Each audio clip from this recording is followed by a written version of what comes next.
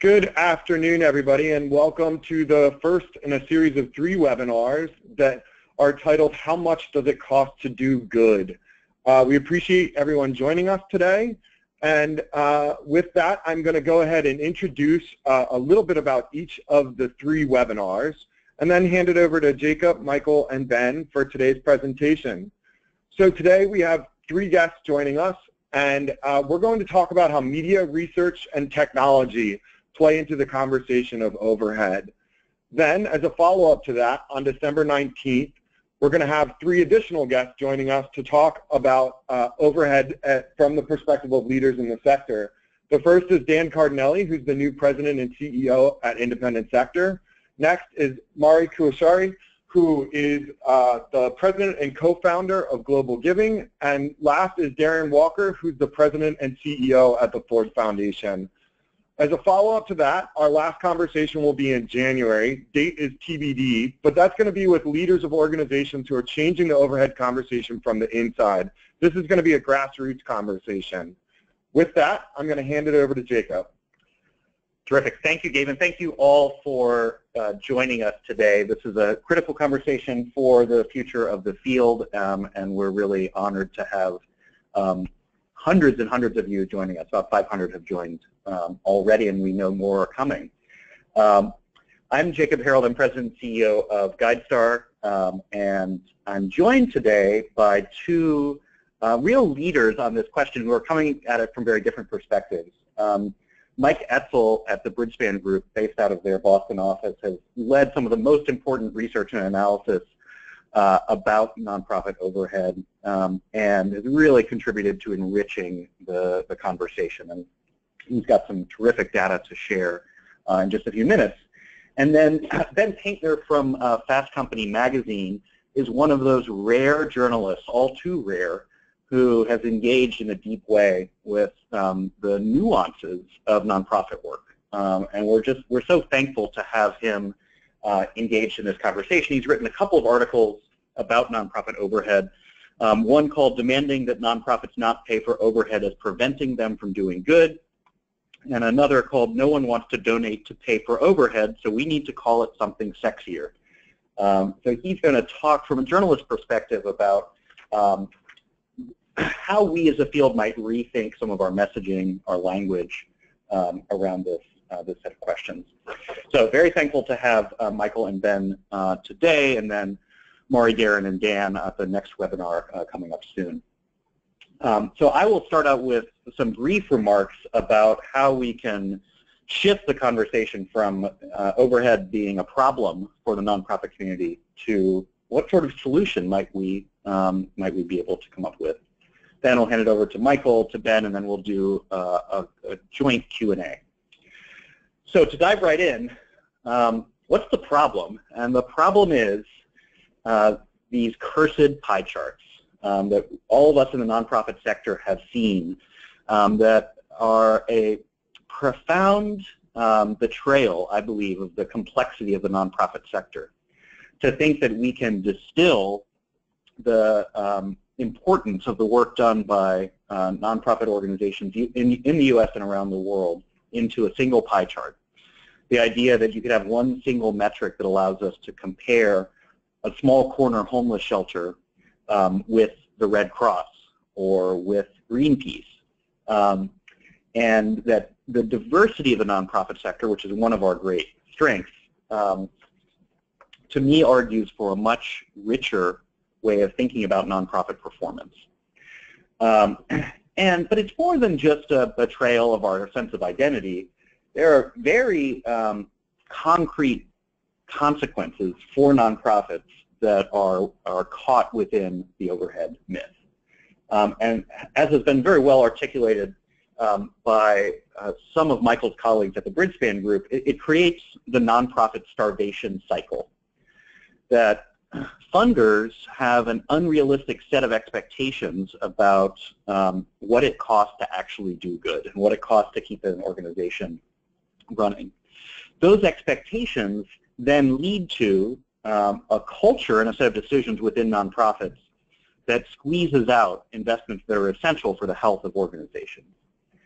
which then frustrates donors because they're not getting the kind of reporting and evaluation and performance and clarity that they seek, thus reinforcing this myth, leading to those unrealistic expectations continuing, and so on.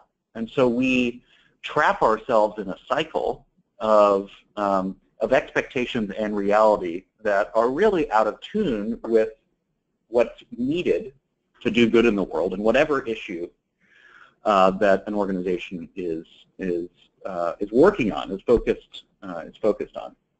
And so this cycle has had tremendously problematic effects for the broader nonprofit community, and I imagine that many of the folks on this call have experienced those. And so as a community, we have to figure out, well, how are we going to move beyond this simplistic and problematic conversation towards a conversation that actually is about the substance of social change, is actually about the people and the communities and the ecosystems that nonprofits serve, and nonprofit success or lack thereof in actually meeting their missions. So I think we probably have on this call quite a bit of agreement that overhead is not a good way to evaluate nonprofit performance. So we might be accused of preaching to the choir. Those of you, the hundreds of you on this call, are the choir. Perhaps there are a few pro-overhead advocates on this call, but I doubt it. If so, you're still welcome here in this conversation. But what is the power of, what's the purpose of preaching to the choir? And I actually think that as a field, we need to have some of these conversations internally, because we need to get our story straight, and we need a plan to move the broader nonprofit community away from this overly simplistic conversation to something that honors the complexity and diversity of nonprofit work. And so in a way, you can think of this conversation today as an attempt for all of us to get on the same page and to figure out how we can together move forward towards a more relevant conversation that will allow us to focus on the real work at hand, trying to meet our missions. And I think it's also worth noting that all of us are the blue crayon here. We have to recognize that there's a lot of blame to go around for how we got stuck in this situation, having the wrong conversation about what really matters in nonprofit work. There's certainly blame to organizations, including even GuideStar, that have organized information about nonprofits, as we do, or even done ratings, as some other organizations do, that were based on the overhead ratio. I believe that nonprofits themselves have contributed to this myth by, one, not offering donors an alternative that was more meaningful metric about their actual work to achieve their mission, and then often by reinforcing the overhead myth by prominently displaying data about these sort of financial ratios in their fundraising materials. One back-of-the-envelope calculation suggested that about 1 billion pieces of direct mail are sent out by nonprofits every year that prominently display the overhead ratio. So nonprofits themselves are the most powerful vehicle to reinforce this myth. Donors and foundations have sometimes been a bit lazy. It comes from a good place. They're trying to make a good decision on how to spend their money, but they haven't always looked as deeply as they should have, or, in my opinion, recognized the complexity and professionalism of nonprofit work. Some journalists, certainly not including Ben, have been lazy as well in how they have told the story of nonprofit work to the public.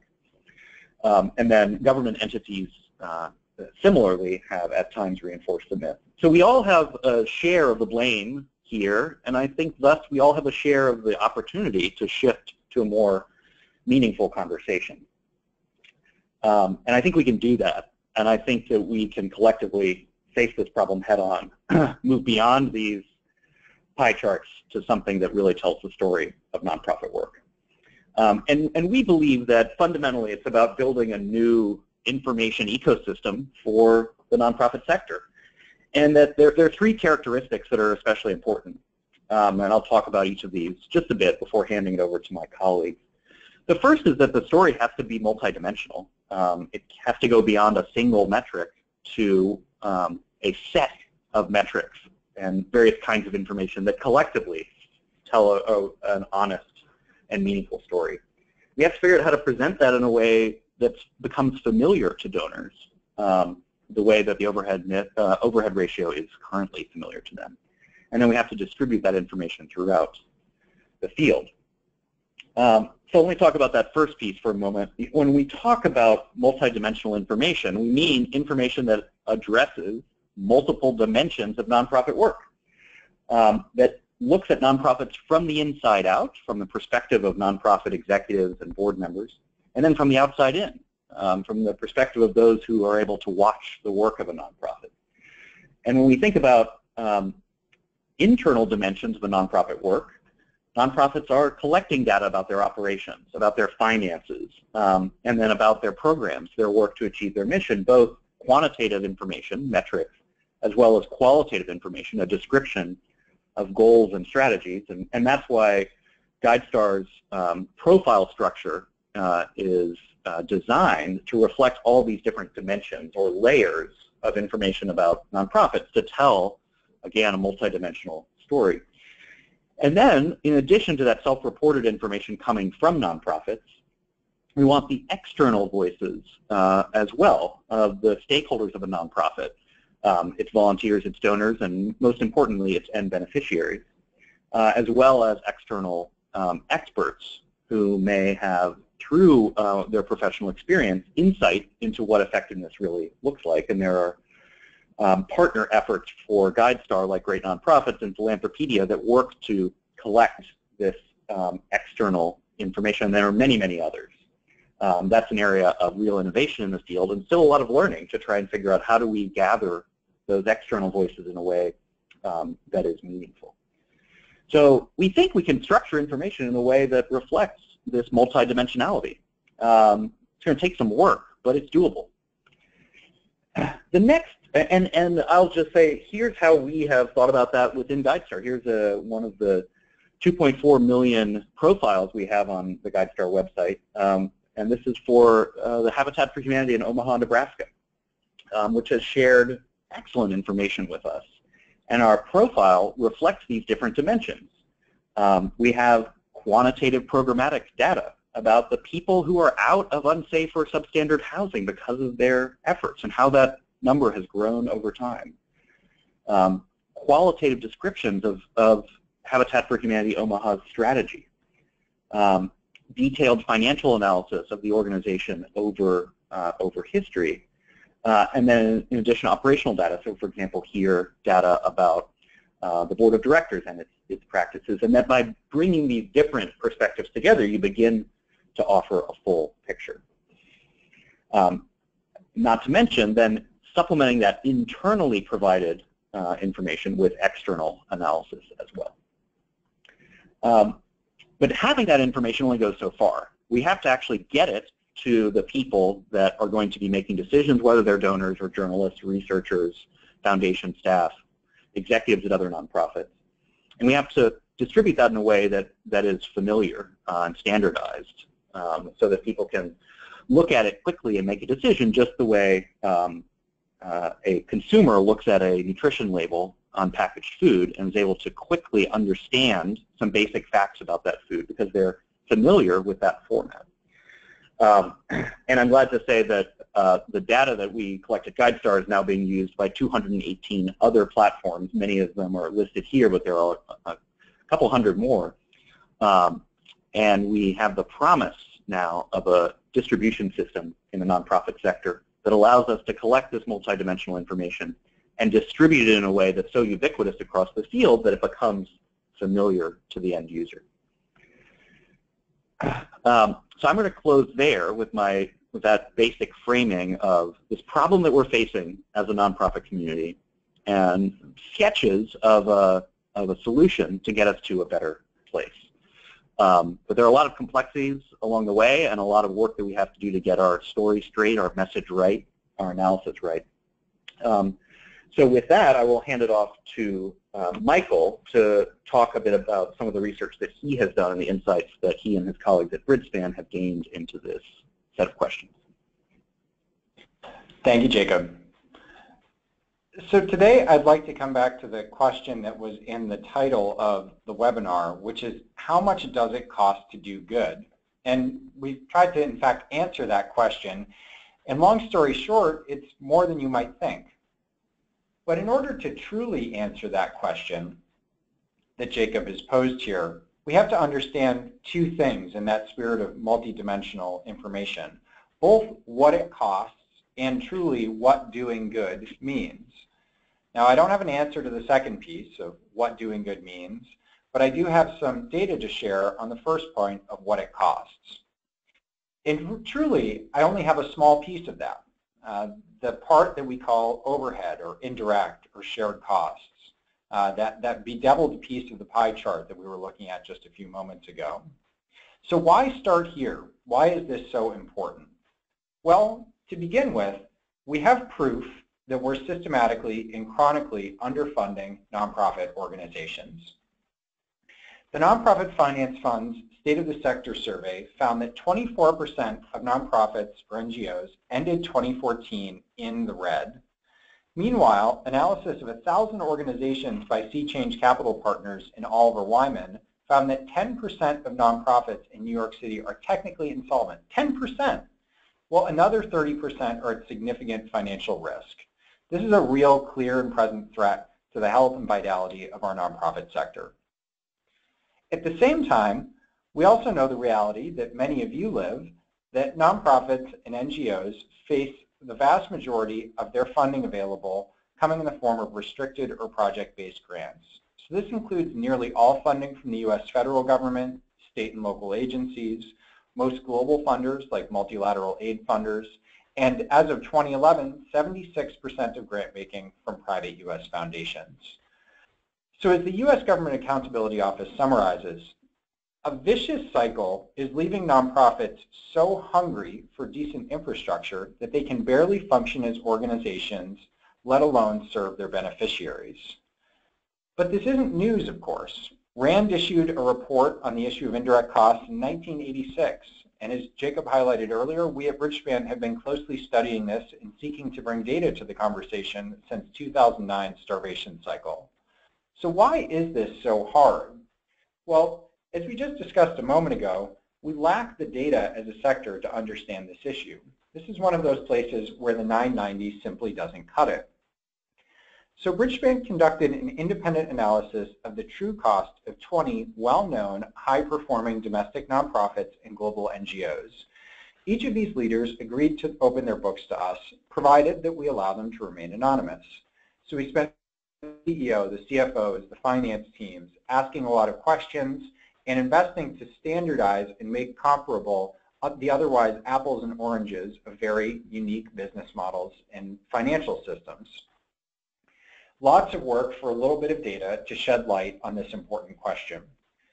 We recently published these results in Pay What It Takes Philanthropy in the Stanford Social Innovation Review, and I'd like to share them today to help ground the conversation and bring data back, again, to that headline of how much does it cost to do good.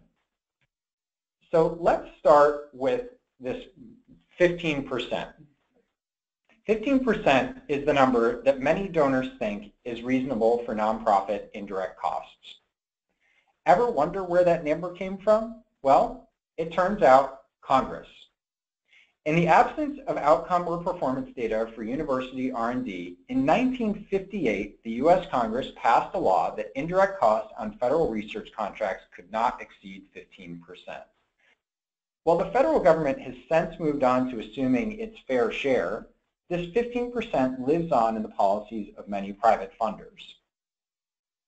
So what did we find? Well, you see a lot more color on this page than just that orange line. When we did this true cost analysis for 20 high-performing nonprofits and NGOs, we found out that the rate ranged from 20 to 85%. 20 to 85%. So one foundation president saw this early on and said, wait, this can't possibly be true, but it is. So let me explain exactly what you're looking at here.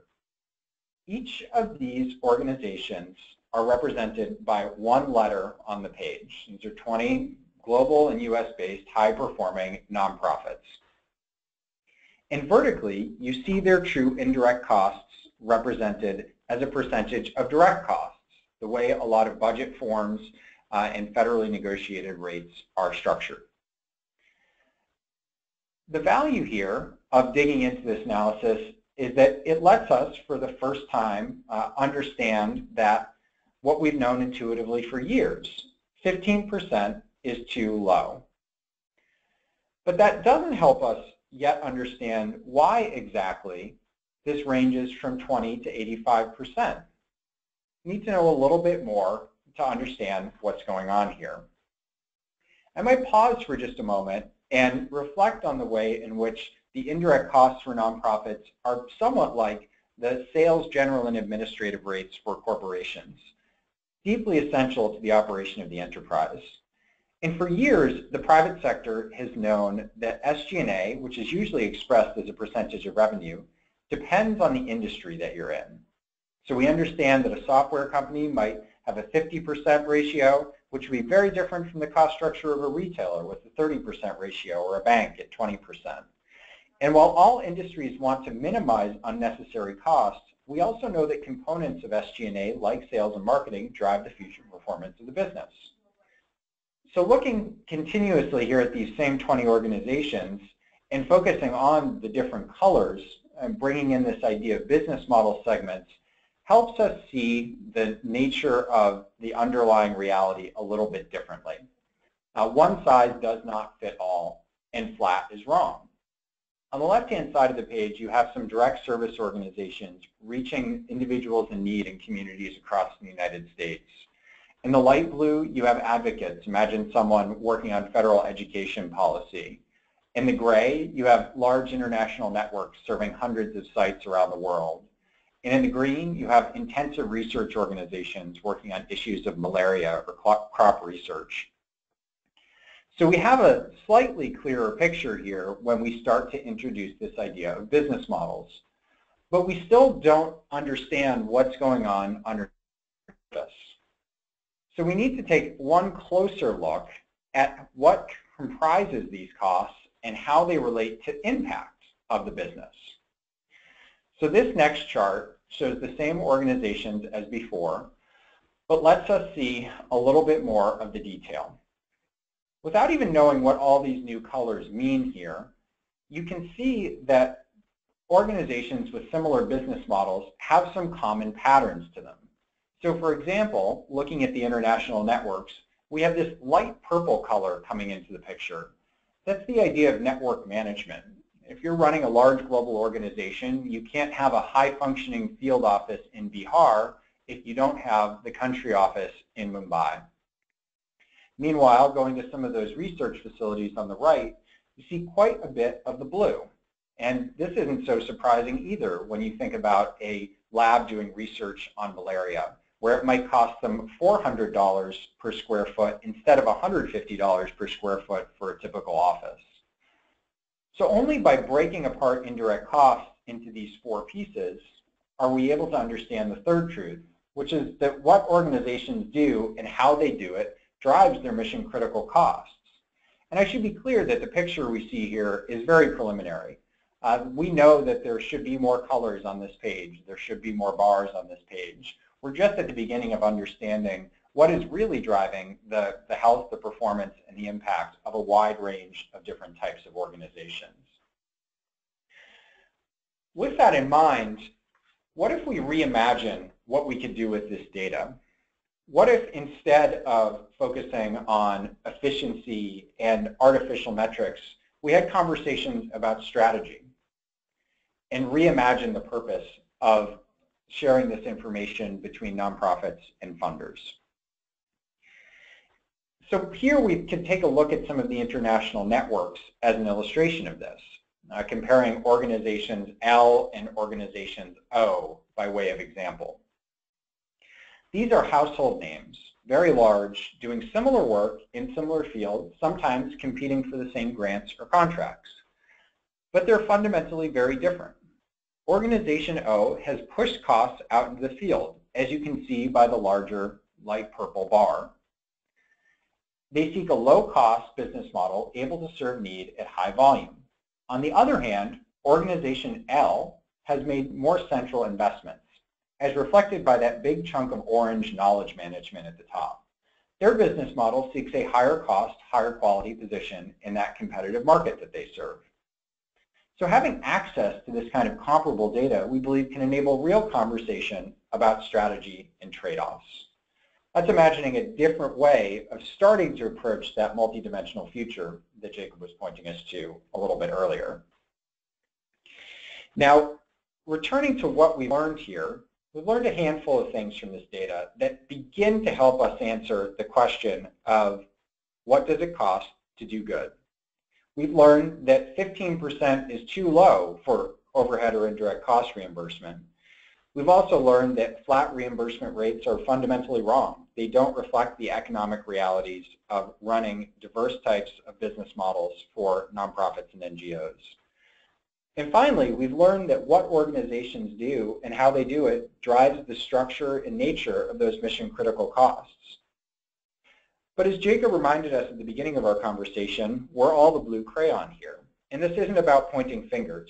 In my own experience, working with funders, trying to do the right thing, with nonprofits trying to recover their true costs, and in Bridgespan's own experience of seeking grants, this is hard. And it's critical that we not lose sight of the good intention of the many actors trying to break through on this problem. So what are we up to these days? Well, this is just the tip of the iceberg here, these 20 organizations. We've had the opportunity over the course of this past summer to begin some similar analysis with 40 more to find out how these patterns hold up and to find out where business models vary across different industries and different functions. Because as a sector, we lack the necessary language and data to make meaningful comparisons today. And we're hopeful that we'll be able to uncover a meaningful taxonomy or segmentation of nonprofits to help advance our understanding of how much it costs to do good. And that leaves me with this question then of what can we do today? What can you do to help answer this question of how much does it cost to do good? Well, if you're a funder, you can start by asking your grantees about their true costs to create an opportunity for a data-informed discussion.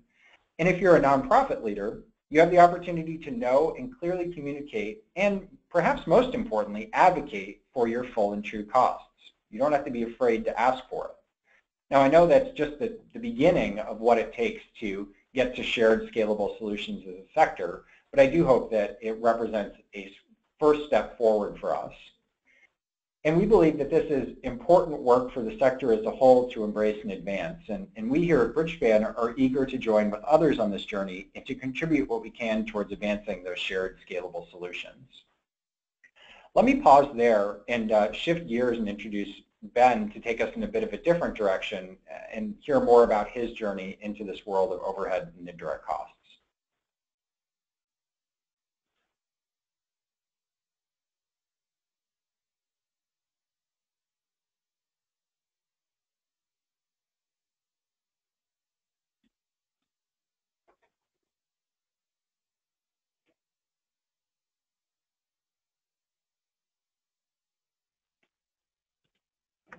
And I think we're just having a bit of a delay here getting Ben on. Bear with us 1 second.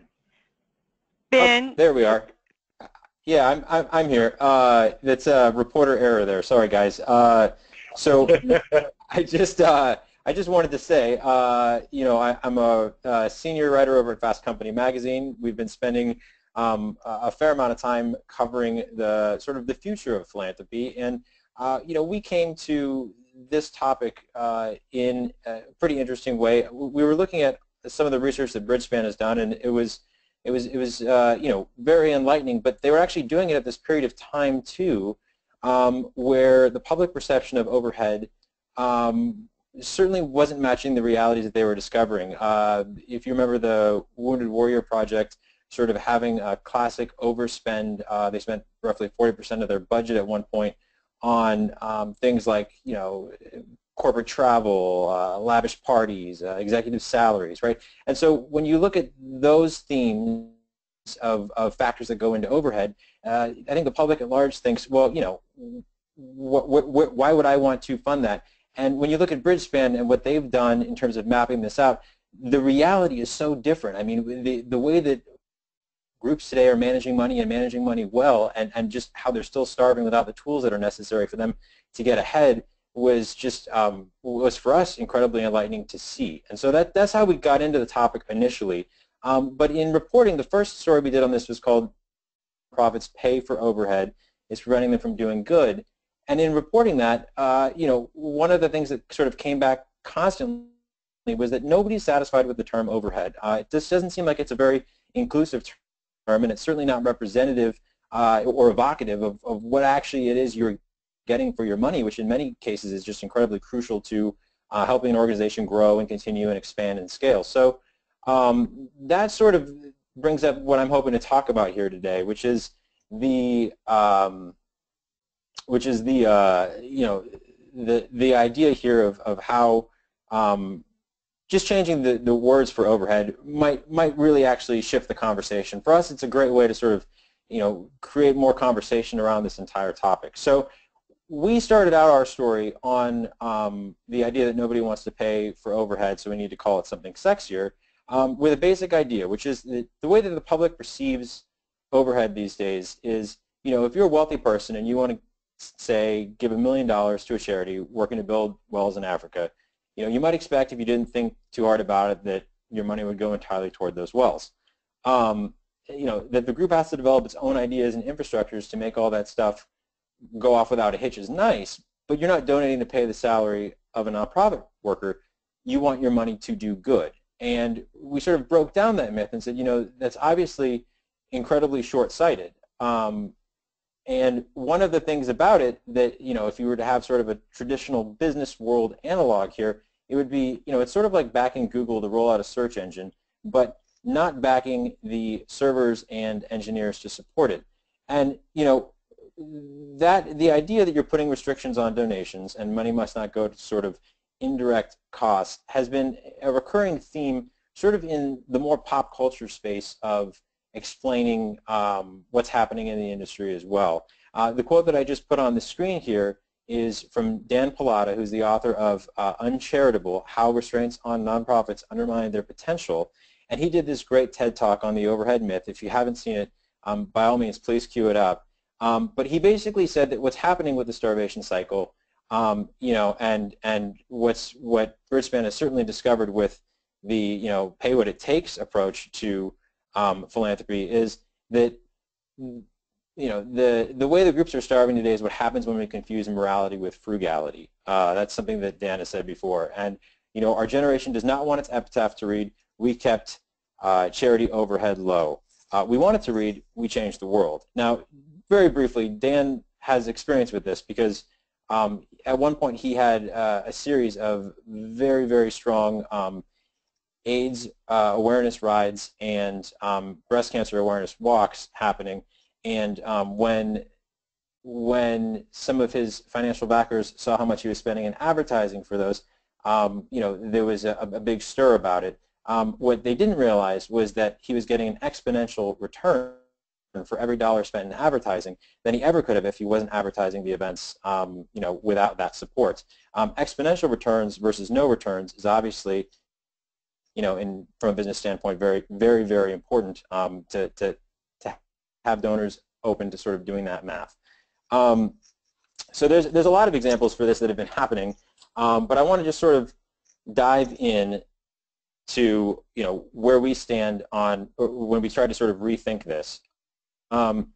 And so one of the things that we did was we went back to Bridgespan and we said, you know, in their initial report with on Pay What It Takes philanthropy, there had been this comment from Roger Martin, who's the former dean of Rotman School of Management, and he had said, you know, who would want to support overhead and indirect costs?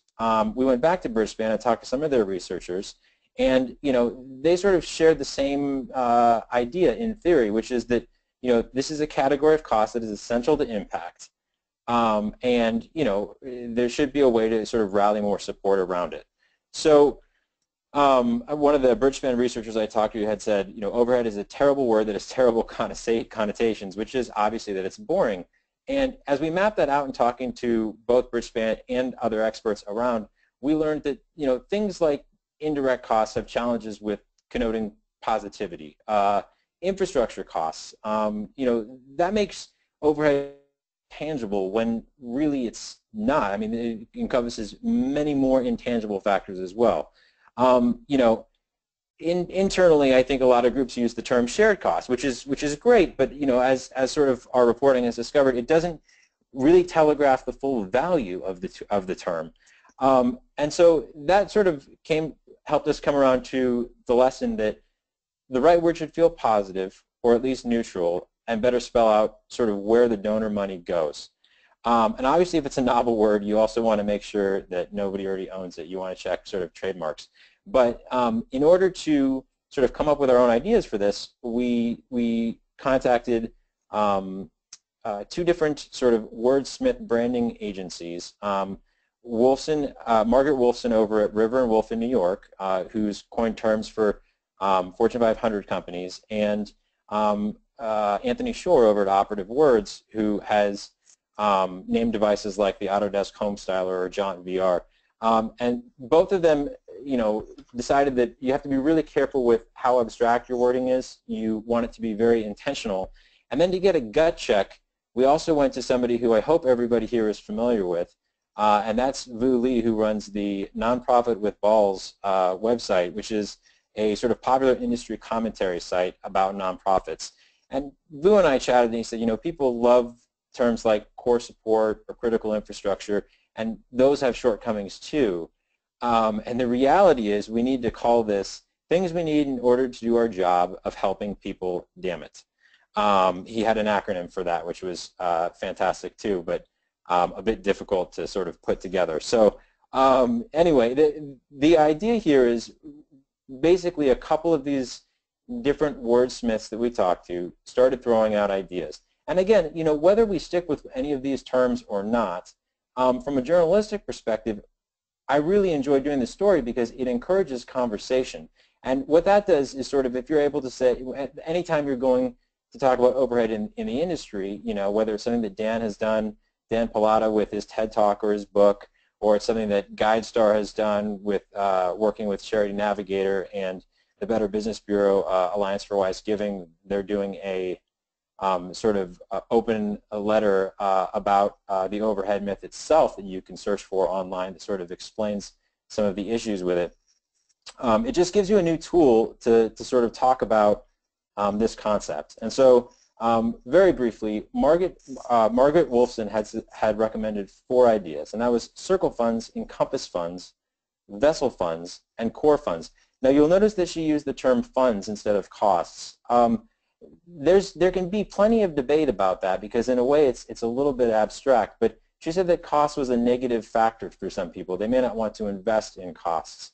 The rest of these terms here are obviously very inclusive terms, and they also sort of represent that the money being spent for some organizations goes far and carries over beyond simply project costs. Speaking incredibly subjective, just as an individual, I don't see necessarily issues with the term costs because we're talking about a very serious matter. And it is obviously, if you want to be taken seriously as a business, which many, every nonprofit would love to be, a strong back-end word like costs, it shouldn't be a negative. It should just be sort of brick and mortar obvious for what you're doing. But you have to understand your donor base to figure out if that's going to work for you. Anthony Shore sort of covered the gamut. He said that sort of coining words is a bit like making sausage, and he came up with 45 different variations of words. Now, the best of those words, sort of the most impactful or crazy or incendiary, were things like vision-driven, mission-critical, existential costs. But again, you want to stay away from meanings that are too philosophical or too jargony. The best creation that Anthony had was something called CAUST, C-A-U-S-T, which was sort of a combination of cause plus cost, which is both like sort of clever and a bit too clever, because you probably have to run your own campaign costing overhead to have the new term for overhead accepted. So, he settled out at these four on the screen, which is operations cost, operational costs, direct operations cost, and general operational costs. And I think industry insiders will be on alert immediately. Some of the feedback that we got, from people, including Bridgespan, is that, not all operational costs are overhead costs, and not all overhead costs are operational costs. So, you want to be careful again with these words. It can become a bit circular. But anyway, the other thing that that we wanted to sort of trot out here is that discussions like this, they're not purely theoretical. What we're trying to do is basically, create a background that lets all people understand at least what the concerns and what the problems are with the way overhead spending is happening. And some of the ways that we do that is just to generate a broader conversation about the words that we're using. In the journalism industry, jargon is sort of the death knell of all good stories. The more jargony a story gets, the more we know that readers, that are not traditionally involved in the industry are going to turn away from it. And overhead is an incredibly jargony word. So, Anthony Shore had said, what could be more sexy than dramatically influencing how much money gets put into the critical staying afloat initiatives within an organization. And by that he means, we may not all love the idea of renaming overhead. We may not all, sort of love the idea of diving into a conversation about it, at length and getting nitty-gritty about it. But the end result, if people are understanding it better, is obviously that they're willing to put much more effort and understanding into how they can be involved in your organization and what you truly need to get ahead. So with that, I think that we've got another set of question and answers to dive into. Great, thanks so much, Ben. And we are going to have a little user poll here, but first just a few housekeeping items as we move into the question and answer section. The first is that if you have questions that you'd like addressed on today's webinar, go ahead and use the question pane on the right-hand side. And using that, then ask a question, and we'll get to as many as we can. Something else that I forgot to remind everybody, the recording is going to be available, will be sent to everyone at the end of this webinar. So please feel free to view it, share it with coworkers, colleagues, anybody who you'd like to. With that, we're going to go ahead and move on to the poll question now. So the poll question, as you can see, and this is exactly what Ben was just talking about, well, what should we call overhead? The options here, and we just put a few down just for the purposes of this poll, are overhead, Vuli's option of these are the things that we need to do our jobs, damn it, I believe, or something along those lines, operational costs, or something else. And I'm just going to give everyone a few seconds here to answer.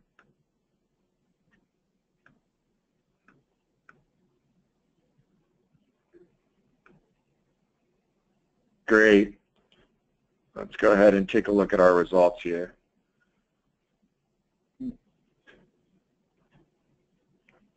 So it looks like we have 51% have picked core costs out of the options, and obviously a little bit of a limited sample size here, but that's interesting to see. So with that, we're going to go ahead and move on to the question and answer section. Terrific. Thank you, Gabe. Really interesting to see this, and it makes me want to just start out with a question to both Ben and Michael of what word they would choose. I will say, seeing the focus on core costs makes me think that there's a Pilates joke in here somewhere that I can't quite figure out, but that fundamentally this is all about strengthening the core of nonprofits. But just quickly before we dive into the questions, Michael first and then Ben, what's your preferred term? This is a tough one. There's a lot of things about core that are positive in terms of what it starts to reinforce. And recently, as I've just been having conversations with some of the organizations where we've been going deeper, as Ben had highlighted a moment ago, shared came up quite a bit. I think that where we are as a field today, shared is a bit more palatable than overhead or indirect because it allows you to communicate a bit more of the value associated, but it doesn't quite get to the level of meaning or the level of specificity that I would really like for us to be able to see.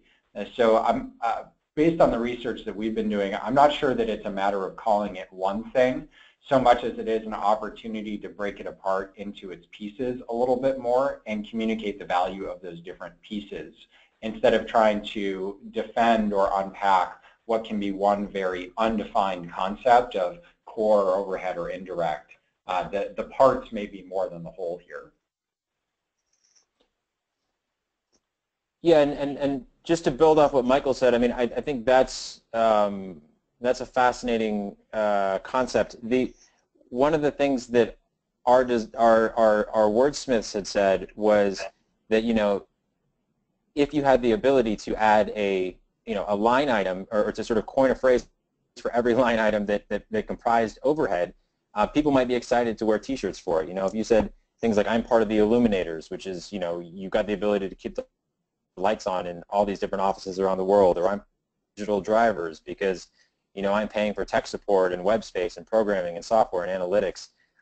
It's really hard to put you know, a single term around it. I'm certainly not opposed to core costs. I think that the question is really, you know, who do you want it to resonate with? Journalists or donors, or, you know, everyone at the same time. Core cost does feel, you know, a tad generic. So, you know, I really think it's just open to what the industry settles on. Great, and I'm glad to say there are some efforts led by our colleagues in the independent sector to really start to think through this question and do some further research building on what Ben has really kicked off for the field. We have so many questions where we definitely won't be able to get to all of them in the 11 minutes that we have remaining, but I'm going to just pick a few and get to as many as I can. Let me start with you, Michael. Sort of two questions that kind of relate to each other. So one is from Amy Quinn, who asked, how was the concept of high-performing organization determined to select the 20 organizations in your analysis? And then just more broadly, how do you see this work relating to efforts around the field to build nonprofit capacity? So starting with that, Michael. Yeah, absolutely. And great question, Amy. And this is a place where, as a sector, there's a great need for more of that multidimensional data on performance. In this case, it was a bit of a simpler proxy. The funders that we've been doing some work with over the past few years helped select and identify those organizations, mostly so that in their own eyes, they were comfortable with the performance, the leadership. They knew those organizations deeply and weren't asking a lot of fundamental questions about, is the work, is the product that they're producing, the service that they're offering a high quality impact and contribution to the sector, so that we didn't have to worry quite as much about that part of the equation that we really have not been able to bring data to yet. But this is a question that we often face in our research of how do we assign and manage and understand performance across nonprofit organizations, and we don't yet have that standard way of doing it. But for these purposes, we had that simple proxy. But to the broader question that Jacob also teed up here, I think there's an interesting connection point back to the framing of this, that this is one piece of a much bigger puzzle. We could get everything right about overhead and indirect costs, but if we still mess up the project budget, we aren't necessarily going to be in a better place as a sector. So there are a lot of other elements about developing healthy balance sheets, making critical investments in the foundational capacity of organizations, and being ready ensuring those right investments are made before accelerating into growth and change that a lot of other leaders in the sector are experiencing, doing work on. And this, again, is just one small piece of that, but a really critical one, because if we don't solve for this part of the equation, then there's always going to be a crack in the foundation. There's always going to be a leak somewhere that needs to be fixed and resolved. And so we're starting with that crack. We're starting with that base. before building up all of those higher orders and important capabilities and capacities for delivering impact that we really need as a sector. Great, thank you, Michael. I want to read a comment here from Sivan Green. Like the Pilates metaphor, core work equals stabilization, deep, meaningful work, strength, and balance. And I like that. Maybe there's something there. So, Ben, while we have a journalist with a nonprofit audience, I was wondering if you could generalize from the overhead conversation and just give your advice to nonprofits that are engaging with the media, and how to tell stories well in a way that makes sense for journalists and that appropriately honors the uniqueness of nonprofit work. What have your experiences been, and what's your advice to nonprofits? Well, I mean, I think we're at an interesting point in the industry as a whole. There's a lot of really great groups out there, not just Fast Company, that are doing excellent work here, and especially with the way that a lot of stories build upon each other. I think a lot of journalists are looking at what news is breaking around the industry to then shape other stories at. So first of all, I mean, I would make sure that your target is wide and varied for who you're pitching. There's a lot of great philanthropy trade publications. There's also a lot of glossies that you can look to, and just getting a kernel of a story anywhere really helps other journalists learn more about you, and then hopefully talk to you more about what might be a great story for them.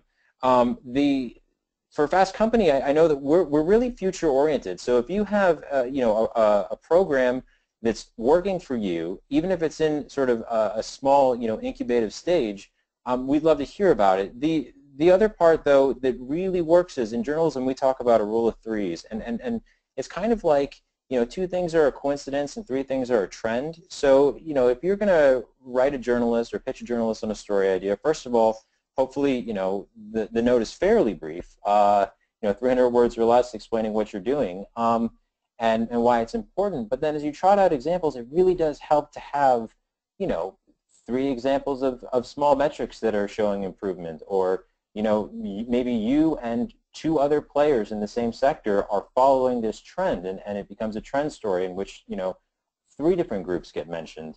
It's really about trying to find the sweet spot for, what's happening in theory with groups, and then what's also happening with the news. And, I will say that one of the reasons why we were able to do this overheads, naming it something sexier story, is also because at the same time there was a great example of a group that was getting sort of in a bit of trouble that was called Architecture for Humanity, where they had used a lot of costs, a lot of money that was earmarked for project costs, and they were spending it sort of as they expanded far too rapidly and had to dip into their accounts to spend it in a lot of unexpected ways, and they were getting sort of sued by a bankruptcy trustee for this. It's a classic example, whether it's mismanagement or whole-scale looting, I think sort of, remains to be seen, but it's a classic example of we weren't just doing a story in a vacuum, we were also able to peg up a news hit for the story. And so, feel free, if you're talking to journalists, to say, this matters because of X, Y, or Z example that's happening right now. Great, thank you, Ben. We have so many questions which we aren't going to get to, which is a great sign. There's one I will offer some thoughts on from Jody Siegel. Do you have examples of good qualitative data for advocacy organizations which do not provide services? For example, environmental advocacy. I'd love to see them as it's something groups struggle with. I mean, this is a critical question because when you think about a job training program, it's easy to very concretely think about the outcomes that come from a successful organization that's leading job training. It's much harder if you're thinking about doing advocacy around environmental justice or climate change or human rights. And I'll just offer a few thoughts that, that there's no easy answer here, but I do believe that every organization can be clear about its goals and strategies. And so a kind of a proxy metric is clarity. Is an organization able to articulate its goal, its strategy, and how it tracks its own progress, even if that is qualitative? We have to figure out how to present that. At GuideStar, that's in the gold level questions on the GuideStar profile. There are other ways to do that as well. I also would argue that all organizations, including advocacy organizations, should have quantitative metrics. It may be difficult for those to be outcome metrics because often an advocacy group is successful for what it prevents from happening instead of what it makes happen. But you can still have quantitative metrics of outputs and activities, whether that is media hits or people who come to a protest or number of meetings with public officials. But we have to recognize that those are not the full story. They are only meaningful if we're able to articulate a logic of how those connect to the long-term outcomes and mission that we ultimately care about. So I think it's important for us in all of this conversation to recognize that the diversity of nonprofits is not just a question of size or issue area, but it also very much includes strategy, and that we can't create a framework that shuts out organizations like advocacy organizations. We need something that is, as I've said, multidimensional enough to really capture all of these different perspectives. You know, we only have 2 minutes left, so I know there are probably, we have some housekeeping we'll have to close with, but let me just say thank you to our 2 speakers. You've both been terrific, and to the audience for so many great questions, which we didn't even have time to get to. And, you know, including, you know, a couple folks who said, yeah, I'm going to be sharing this with my board, others who are teachers or professors who are saying, you know, I'm going to share this with my class. And that's just so encouraging for us to hear as we think about how to collectively come up with a strategy for us to move beyond the overhead myth to a more meaningful conversation about social change. So my thanks, and I'll leave it to Gabe for a closing note. Yeah, thanks again, everybody, for joining us. And just want to leave with some information on the follow-up webinar to this.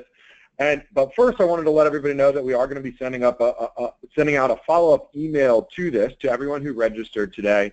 That's going to include the recording of this webinar, like I mentioned earlier, and it's also going to have a list of resources, including a brand new white paper that we just put out here at GuideStar that's called 6 Tips to Overcoming the Overhead Myth.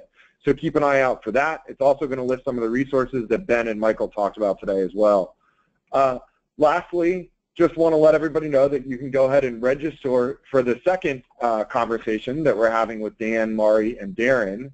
And that's going to be on December 19th from 2 to 3 p.m. Eastern. To register, just go to npo.gs/overhead2. We will also be putting out a follow-up blog post to this webinar within the next few weeks that answers more of your questions that we weren't able to get to today. So thank you, everyone, for joining, and thank you to Michael and Ben for presenting today. Have a great day.